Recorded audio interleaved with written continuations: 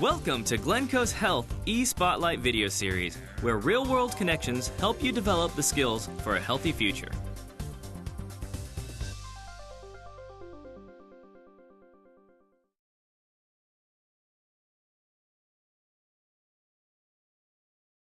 $720 methadone pills. If prescription drug abuse is an epidemic, this high school presentation might be a cure. This is Ricky. Like many anti-drug programs, NOPE is designed to shock. Kids are confronted with giant portraits of victims in life and death. His body could not take the methadone. Took one pill and he's dead. And a friend gave it to him. Just like you, just like you, just like you. A joke. Here, try it. And just as attention begins to wander, they bring out the people who can reach even the most apathetic teen, the victims' mothers. And now John's dead.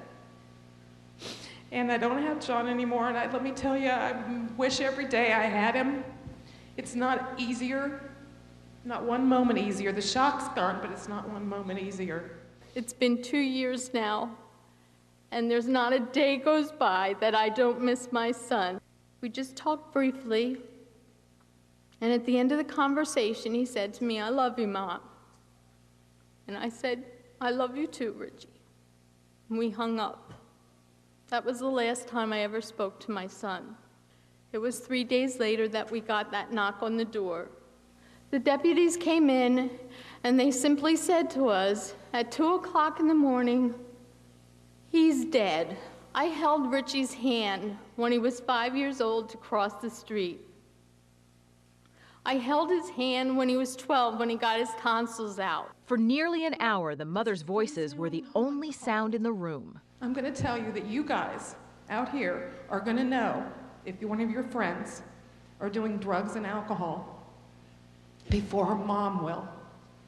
You've got to find the courage, and it's not a bad thing, you've got to find the courage to call somebody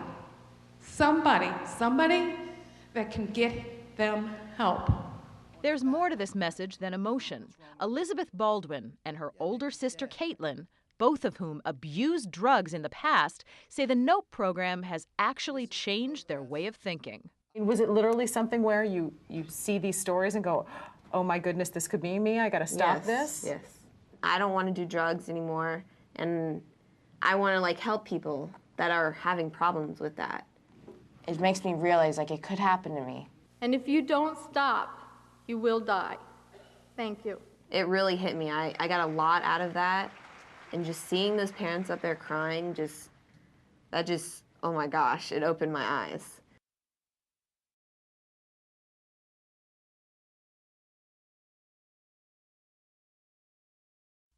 At 6'2", most people would consider 18-year-old Chris Wash a big guy.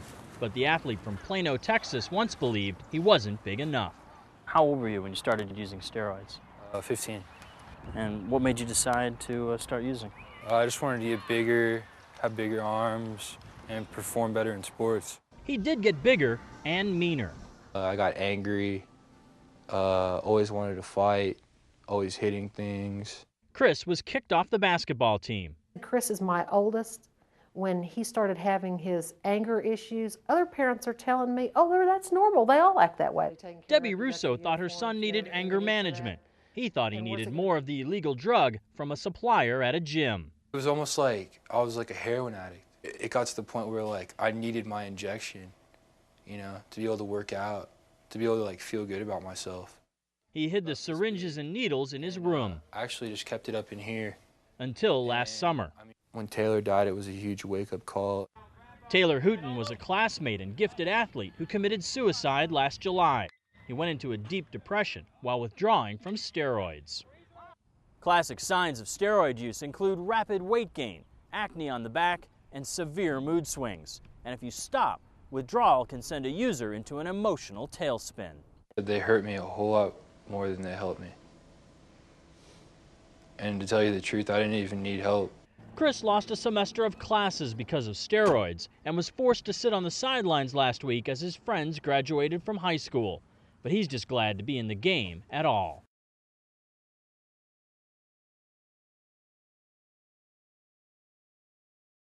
Kids nowadays, they're doing a lot more things than people realize.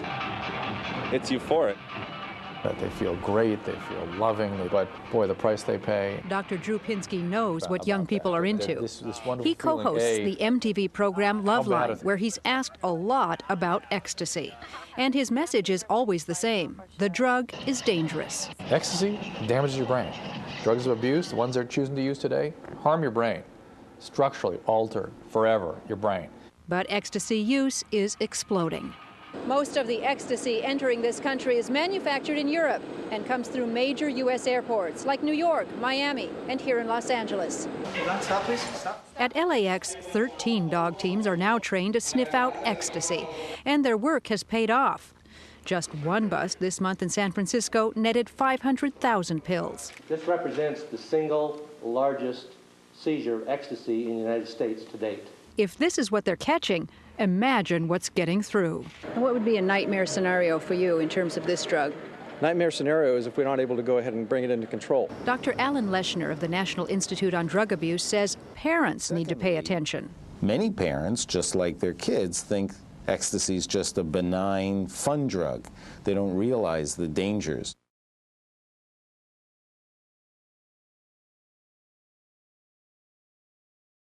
Jenny, it's Dad. I'm coming. It's 10 a.m. and George Jicka is anxiously trying to reach his 18-year-old daughter, Jennifer. You know, you get upset, you take some stuff, make yourself feel better. Jenny, it's Daddy again. I want to pick you up. Things just keep getting worse. Unbeknownst to her, the family is assembled for an intervention. Hey, sweetie, it's me. Sister Laura has traveled 1,000 miles to be here. You know, just give me a call back so I can come get you. All right, love you, bye.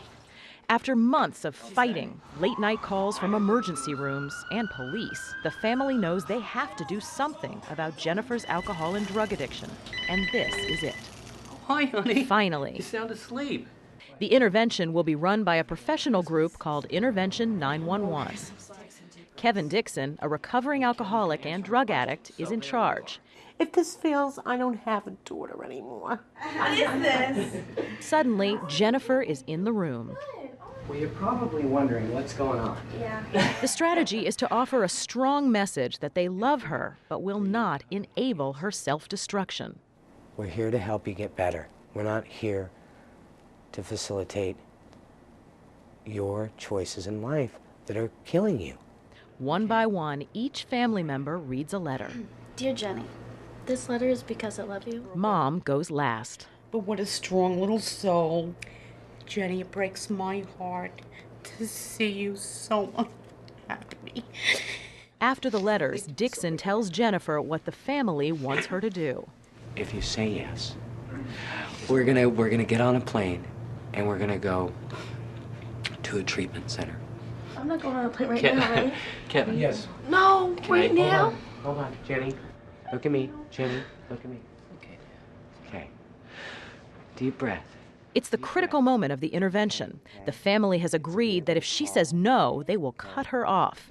Even her dad, the one she's closest to. That's her worst nightmare. What if I called Dad and he said, I don't want to talk to you? In this case, that's what her bottom will be. That will be her worst nightmare.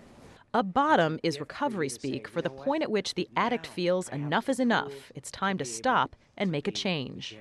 An intervention is where we bring the bottom to the individual. So they don't have to get arrested for drugs. So they don't have to die. So proud of you. To the relief of everyone, Jennifer agrees to go to rehab.